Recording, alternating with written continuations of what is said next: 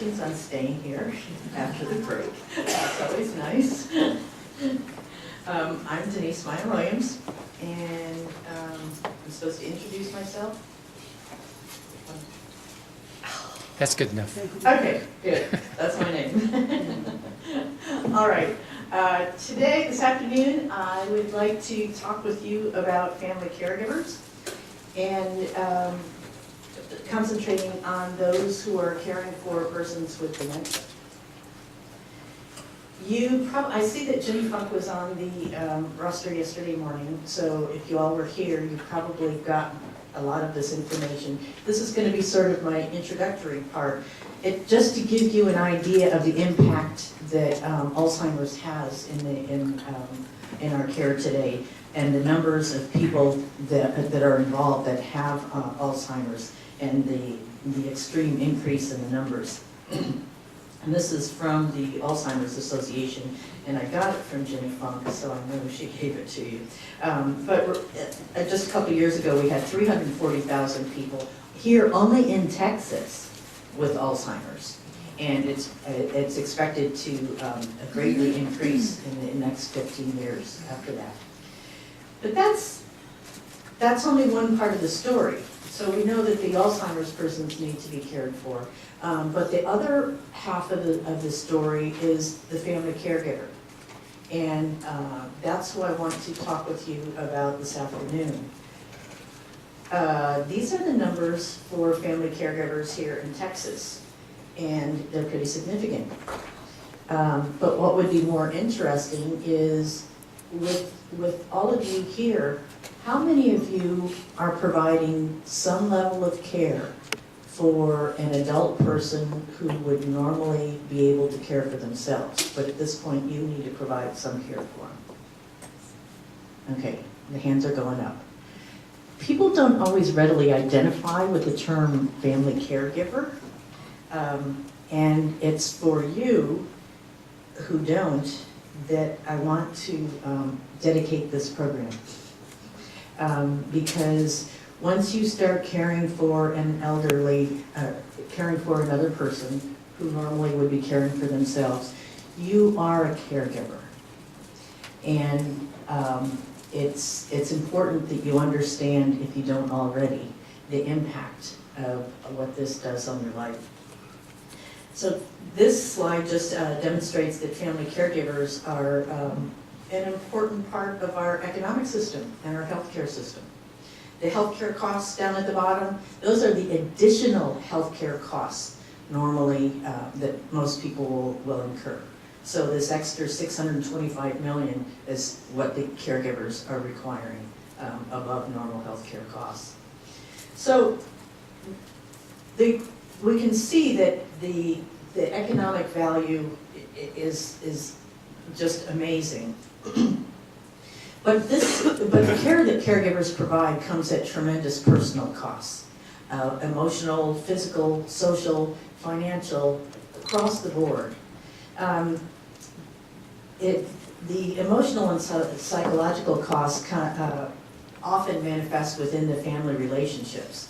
There's a change that happens once a chronic disease like dementia enters into the family. And amazing things happen with the dynamics of the family. Children disappear and they don't want to see their parents like this, so they may leave it to one of the other siblings to care for the patients. There are disagreements about what happened with the care. So the dynamics, the social dynamics are very interesting.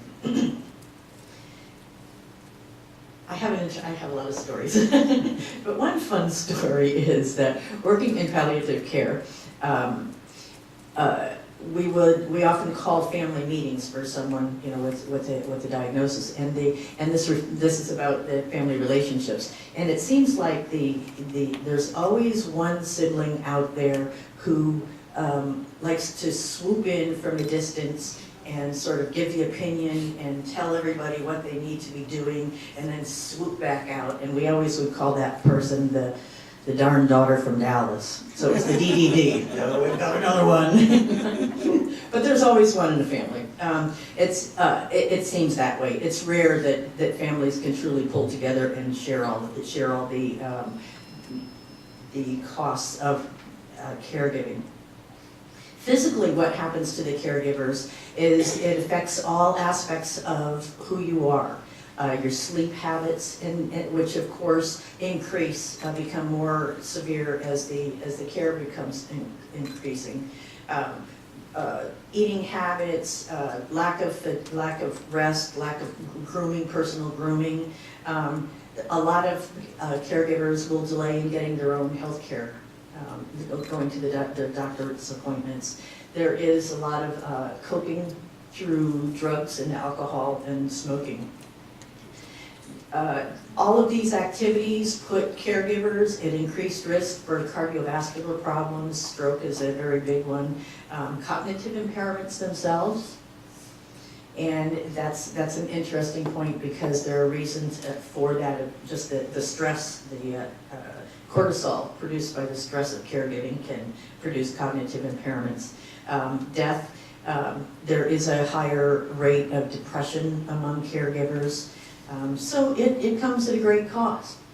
Physically, which we saw earlier with the increased healthcare costs. Socially, life will begin to revolve around the person being cared for, and friends will withdraw when dementia is in the picture. A lot of people don't know how to deal with it, so a lot of times friends will just back off, leaving the caregiver more isolated and losing a sense of who they are and a sense of self. The financial costs of being a caregiver, a lot of people don't have long-term care insurance. How many people here have long-term care insurance? Nobody? Really? In this whole group? One? Okay, something to think about, because for those with dementia who require care, it can get pretty expensive for the families. It's sort of a gift to your family when you have that. So the caregivers take on the financial responsibilities. So what does this eventually happen? Happens with all of this is that with this prolonged and constant stress that a person is under, you start getting burnt out simply. And that simply means that you have a lot more difficulty coping with the responsibilities of both your everyday responsibilities as well as the responsibilities of being a caregiver. So that was all the introduction, okay? It wasn't to get you depressed or anything, because there's hope. What I want to talk about then today is to describe to you a program for family caregivers called the StressBusting program. And I want to talk with you about how to identify and support family caregivers as clinicians. Because we will be coming in contact with them all the time. Every time you're coming in contact with someone who doesn't care well for themselves, they've got a family caregiver associated with them, more than likely. So the StressBusting program began about 1995. This is a multi-component holistic program that takes place in a support group setting. It meets for 9 weeks for an hour and a half once a week. We call it multi-component because it addresses the peer support. It deals with problem-solving skills, education, and dealing with stress management. We call it holistic because it is. It addresses the cognitive, emotional. Don't you like that angry picture? We see some of that. Stress can do that to you. And the spiritual and the physical aspects of the caregiver. This is the manual that we have. We developed this manual that goes through the program that I'm going to talk with you about. It also comes with 2 DVDs that we've developed, the Journey of Caregiving and then a DVD on the relaxation strategies. I like to describe more with this program what it's not, to give you an idea of what it's about. It's not a class, and it's not a counseling session, and it's not a support group, but it maintains all elements of those. And so it's very interesting program to both administer and to engage in from the caregiver's perspectives. It's fairly unique. Okay, so the first, I'm going to go through each of the sessions to give you an idea of what's going on with it. The didactic material for the program actually is only 8 sessions. But when we realized the value of this being in a support group, we added an extra session onto it. And so the first week we simply get to know each other and hear the stories. Hearing a caregiver's story is extremely important to the well-being of the caregiver. Just simply hearing their story. And this is, so we start with this right away. And then we go on to talking about stress. This is a stress management program. So we talk about general concepts of stress and the negative effects that the stress can have on the caregiver's emotional and physical health. It's really very interesting that we all seem to know what stress is, but we don't always recognize it when we're under it. And part of the beauty of this program is helping people to realize how they personally manifest stress. You know, are you a headache kind of person? Are you the shoulders tensing up kind of person? So if you can recognize what your physical response to stress is, then that's the first step in dealing with it. Because we don't always know, I mean, sometimes we do, but you start recognizing the early cues to it, and you can start dealing with it. And then we look at what the stress that is related specifically to being a caregiver. It's not an easy thing. It's not something that we're well prepared for. How many of you, when you were growing up, when you were little kids, and people would say, what do you want to be when you grow up? We all had that question, right? And how many of you said, I want to be a family caregiver for my husband with dementia? No, we really don't think about this. So a lot of us aren't really prepared for it and getting into this environment. So we learned about the particular stresses relating to caregiving and how to create a relaxation environment. Once you've learned to recognize the stress within yourself. I like this picture. How many of you relate to it? You know what's really interesting about this picture, though, is you see there the living for weekends and holidays, which a lot of us do. Caregivers can't. Caregiving is a 24/7 job. You don't get weekends and holidays. That makes it rough. So, dealing with caregivers is, it's important to address the issue of loss and of grief. And this is a particularly poignant session when we talk about this and understand different ways of looking at grief. And the ongoing grief that's associated with a continual loss that's experienced throughout the course of dementia. And also depression. We talk about depression because, as I mentioned before, that caregivers do have a higher rate of depression than their non-caregiving peers. Talk about coping with stress, and we do this in the context of family relationships.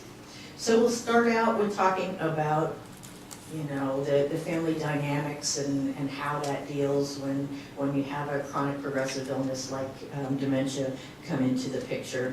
And then and it sounds like we sort of hop over to another session or topic because we go into different types of coping strategies. And then we go back to the family relationships again and give some scenarios and help them work through using different types of strategies. And throughout the program, it's very contextual. So we have stories that have been told to us by caregivers and stories that we know ourselves from being caregivers, and couch the information within that context so that people relate readily to the content. One of our a very important coping strategy we use is humor, and I've got another great story with that. So we've been talking about humor, and it's interesting when you talk about humor that usually it's innate and spontaneous, and people don't think of using humor as a stress management technique, which is how our discussion goes with it.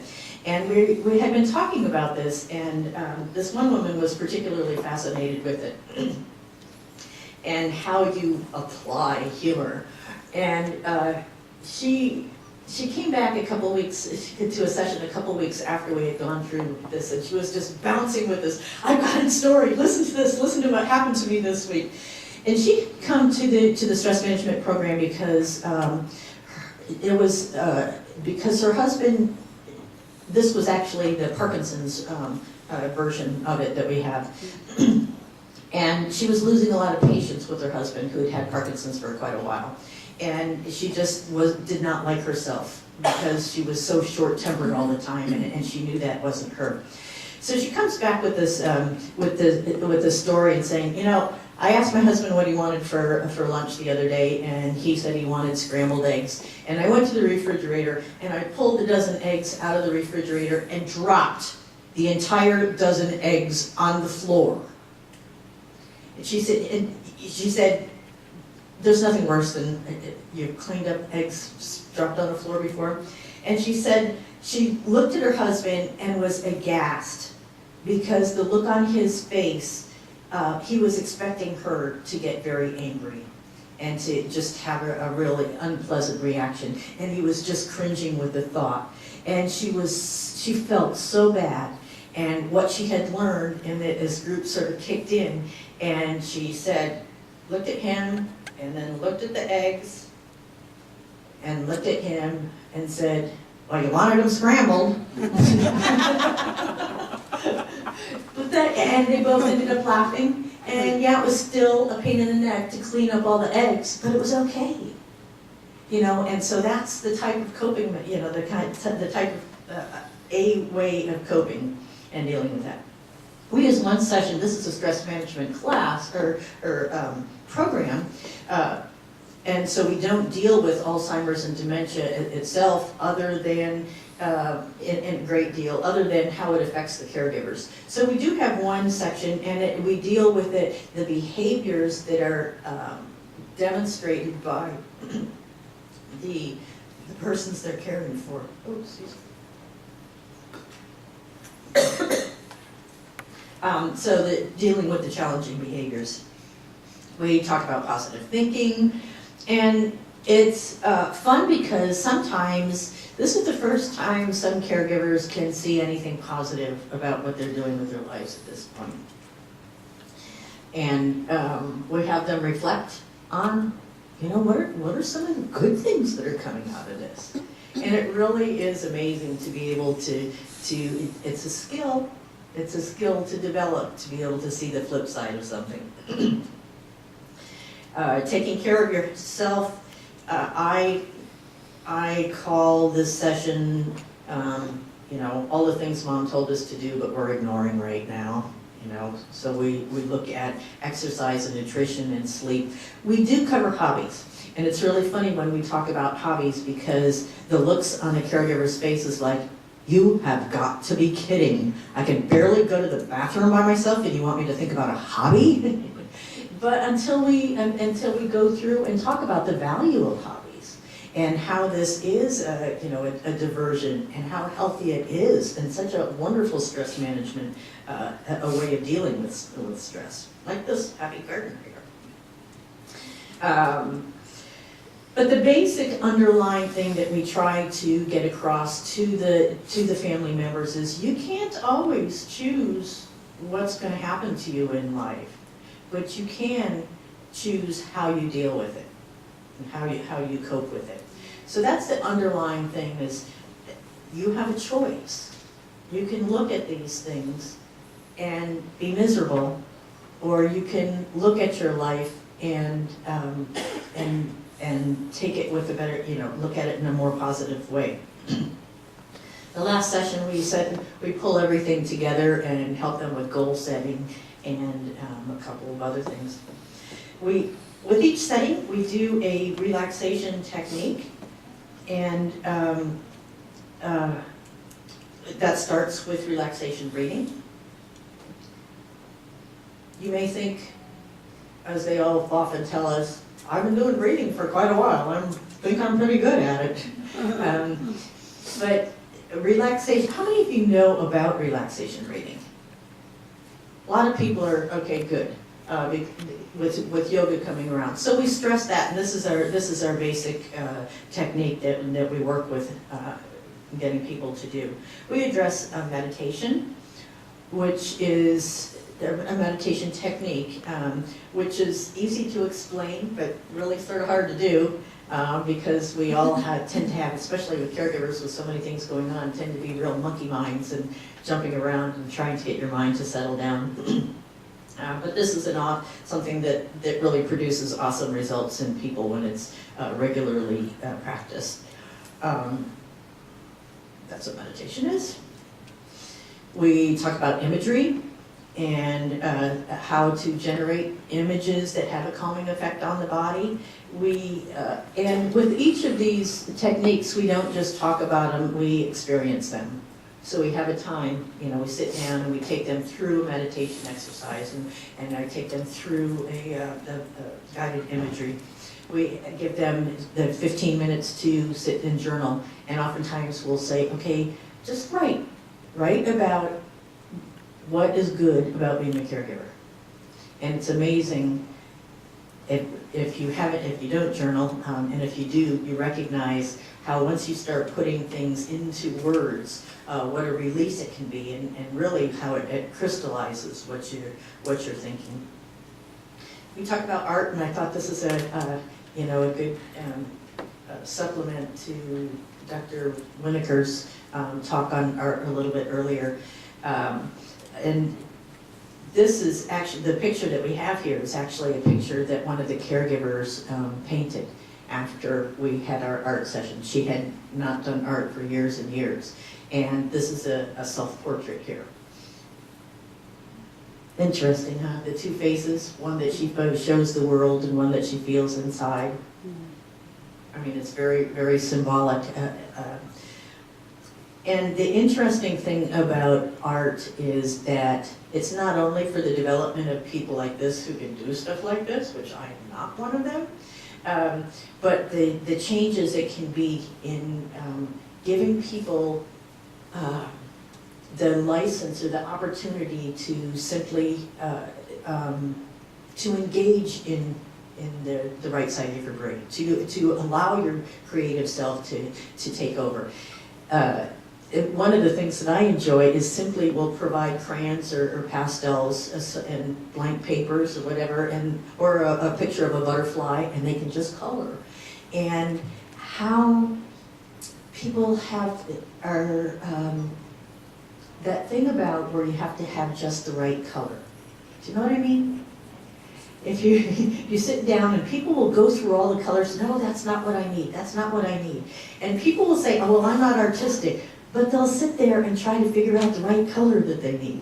There's something inside about art that really comes out. And the other thing that happens is when people are sitting there, you've got this group of adults that are sitting there coloring the little picture of the butterfly and making it pretty, is the talk that comes out. Because they're looking down, and then you just hear this outpouring of stories and thoughts and things that are happening. It's really, really neat. So we do some art. And we encourage them to use all these different techniques. Not all of them appeal to everybody, and not all of them are appropriate for all situations. But we figure the strategy is you give them a good toolkit, and they can pick out the one that they need at the time, of whatever's appropriate. We had one caregiver who, we also had this program up at BAMC for the family members of the Wounded Warriors, and they missed more group sessions because of the hospitalizations and the acute care that they're in. And this one caregiver called and said, I can't come today, he's got another appointment and I need to be here, but I brought my coloring book and I'll be coloring, And it was her way of dealing with that stress of waiting. So it's, a technique that she had and she liked. We do massage and we talk about the benefits of that, and our experience of it is giving each other hand massages. So we show them the way to do that. And we tell them too that when you massage the hand of someone with dementia, that especially if it looks like they're going to start to become agitated, it can really calm them down. And so that's also a nice tool that they can use to help with their loved ones. Music is, a lot of people use music for relaxation, and we just go through different types of music and help to recognize exactly how it makes you feel. So there are certain types of music that you will reach for relaxation, and others for getting revved up to get your day going. And interestingly, little factoid, that is related to your heart rate. When the music has a tempo that's greater than your heart rate, then that will get you energized. Whereas if it's slower than your heart rate, that's what's going to relax you. And that's sort of intuitive, but it's sort of interesting that we're able to quantify that a little bit. Aromatherapy is a fun one of looking at the use of essential oils, and we bring different essential oils in and talk about them and smell them. This has been a research study, and it's the summary of results from, this is just from the dissemination study when we disseminated this program throughout all of Texas, and now this program is going throughout, is nationwide. But it does produce a decrease in stress, depression, and caregiver burden, as well as improvements in the quality of life and sense of control in the participants of it, those who participate in the program. And this is not only post-intervention, but it's 2 months post-intervention. And the very interesting thing is that not only does the decrease in stress, depression, these measures continue 2 months post, but they often continue to improve, because with this program we teach skills, and the more you use these skills, the better you get at them, and the more effective they will be for you. I've been working with this program for almost 10 years now, and sometimes I can just hit these new highs of, oh my gosh, I just figured out how this works in this situation. This is so exciting, and you develop the skill in how to do this and to deal with life. Stories are always some of the best ways of describing, and so we have had some qualitative data that we've collected, and you can see this with the descent into my husband's Alzheimer's. I thought my life had ended, that I would be an empty shell forever. The StressBusting program gave me a safety net when I needed it most. It gave me the impetus to live life richly. This woman likened it to a life preserver, and how she was so overwhelmed and unable to cope. She felt she was swimming against a strong current with no hope of reaching her destination. But with the StressBusting program, she felt she'd been tossed a life preserver and could see a glimmer of hope on the horizon. She readily admits that it's still not easy, but now she has some of the tools to deal with it. The 3 things that impacted this one person was that a powerful attitude is a positive attitude is empowering and energizing.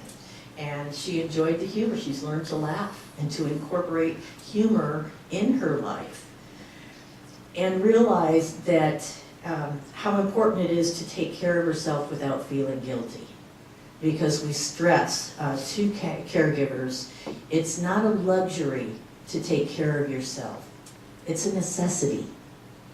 And if we need to, we go the guilt route. Because if you don't take care of yourself, you're going to run down. And then who's going to take care of your loved one? You know? And sometimes that's the only way to reach them. But it's exciting when they come to that realization, it's okay for me to take the afternoon, you know, to go to a movie. It's okay for me to go to my doctor's appointment and to have someone come in and help. So here's another one. I've accepted the new normal, and that's a reference to part of the grief wheel that we use when we're talking about grieving. So she's talking about changing her perception and using positive techniques, and to be able to appreciate her husband for who he is. So it's that coping thing of, I can't change dementia, but I can learn to appreciate my husband still the way he is. There's some more. Question is, why is this program effective? And when we did some program analysis, we realized that part of it is the skill of the facilitators, because there are 2 facilitators in a group of up to 8 caregivers, which sounds very labor intensive for a program, but let me tell you, you need 2 facilitators because it can become really intense. So it's the skill of the facilitators and being able to use all of the aspects that I told you of the facilitating the support and giving the didactic information as well as, what was the other one? Support, didactic, and sort of counseling and encouraging the peer counseling. The nurturing of the caregivers, very important to care for each of them. Know their names, remember their stories and who they are, listen to their stories, and as well as the content of the program itself. This is an evidence-based program recognized by the AOA at the highest level of criteria, the National Council on Aging. It's part of this Texas State Plan on Alzheimer's disease, so this program is very well accepted within Texas. But there's another interesting statistic that I want you to be aware of, and that is that 8%, now granted this is low, but 8% of caregivers feel their overall health is improved by caring for their loved one. Now isn't that interesting? So to me, that transmits a sense of hope and a sense that giving caregivers these tools to deal with a very challenging situation can have a really good outcome. You can change lives dealing with caregivers and supporting caregivers. So how can we help family caregivers? Or how can you help yourselves? For those of you who raised your hand. One, go back to those cornerstones again. Nourishing the caregiver, some of the program content. We can't do too much about the facilitator skills, but we can look at those 2 top ones there. Oops. Okay, so one is to recognize caregivers when you come in contact with them. Just, you're doing a really good job. You know, he's well kept today, and you know, and just offer that encouragement out to them. Offer them support and ask them how they're doing. Offer them support for programs like the StressBusting program or the supportive friends. Have them learn about what's going on with Alzheimer's and dementia. It's amazing what caregivers don't know about Alzheimer's and dementia, and how that can make their life a lot more difficult than it need be. So offer that educational support, help them to problem solve. If they, just say, oh, I'm having so much trouble with that. You don't have to go into a lot of, if you don't have a lot of time, but you can give them some references. The AAA is a wonderful, the Alzheimer's Association, wonderful things that you can offer them. Help them take a few minutes to talk with them about relaxing and taking care of themselves. Getting out, journaling, going for a walk. Be direct. When's the last time you did something for yourself? When's the last time you had fun? Ask them that and tell them they deserve it because they work hard. And then just, understand yourself about the power of choice and of how you choose to view something. And if you have any time to share that with them. And I'll tell you, if you're working with, if you're caring for the person with Alzheimer's, and you take some time to address their caregiver and work with them and help them, you will be caring for your patient. That's not time away from your patient at all. That will be a great support to them. But overall, just emphasize to them, please, take care of yourself. You're worth it. Because we know when the health and the well-being of the caregivers are threatened, the patient's in jeopardy.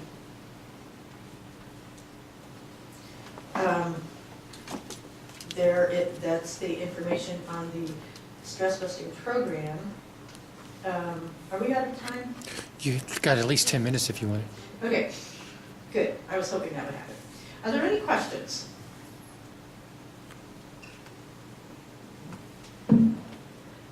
No questions? Okay. How about a little relaxation for you all right now? Should I keep the mic on? Oh, I need to keep it on for that. Okay. I was going to try to shout, but okay. All right. What I'd like you to do is to get into a real comfortable position. And feet flat on the floor. Try to uncross your arms or legs. Now, I saw lots of hands go up about knowing how to do some relaxation breathing. Okay? You can sort of dim the lights a little bit if you want.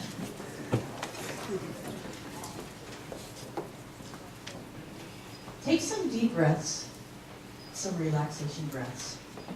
Slow in, hold, slow out. Try to feel within your body if there's any element of stress, any areas within your body that you want to relax. Now I want you to think about a place that's very peaceful to you. It could be in the woods. It could be at a beach.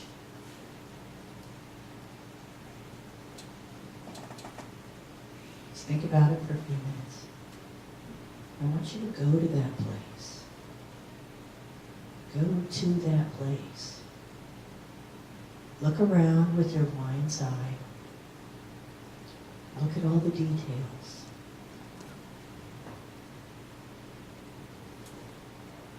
Can you see the colors? See the textures? I want you to hear.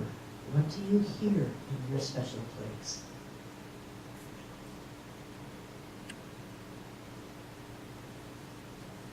Hear all the sounds?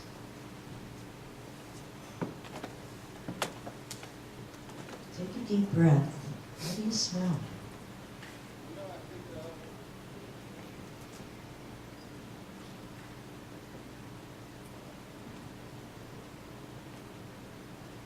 Can you feel anything? Can you feel a slight breeze on you? Maybe some warm sunshine on your shoulders?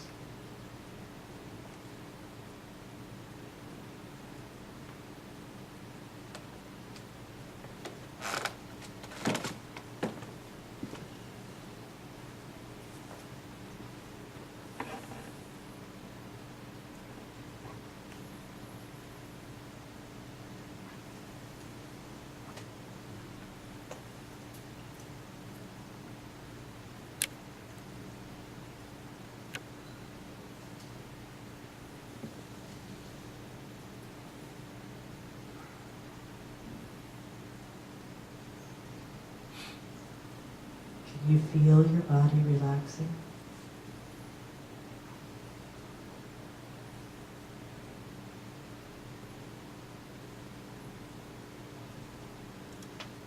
As your body's relaxing, your heart rate slowing down, your breathing rate slowing down, your body is healing.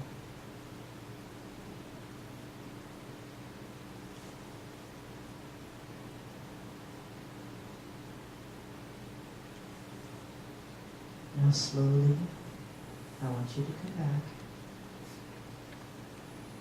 Start by wiggling your toes and your fingers. You might need to stretch a little bit.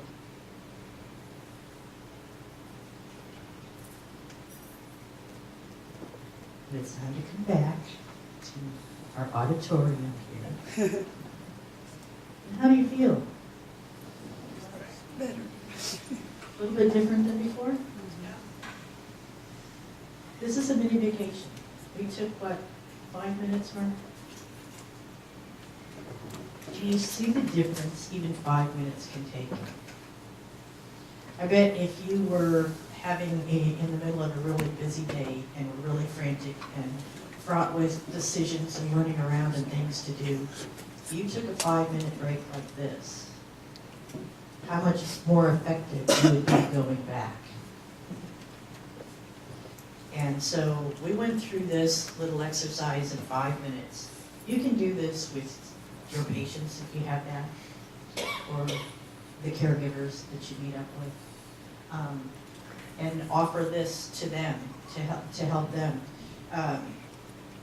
But most importantly, it's understanding the difference between being stressed out and being relaxed, and how that can, how little it takes to make that change. Just out of curiosity, where were your places? Where did you go? I went to the beach. The beach? Anywhere else?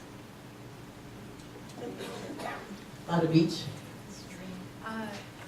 There was like a kind of ranch resort. I went to some training at last fall, so I thought of there. They have like a lake and they have horses. And, A ranch with a lake and horses? Oftentimes a relaxation place will involve water. It's very healing. Okay. Well, thank you very much.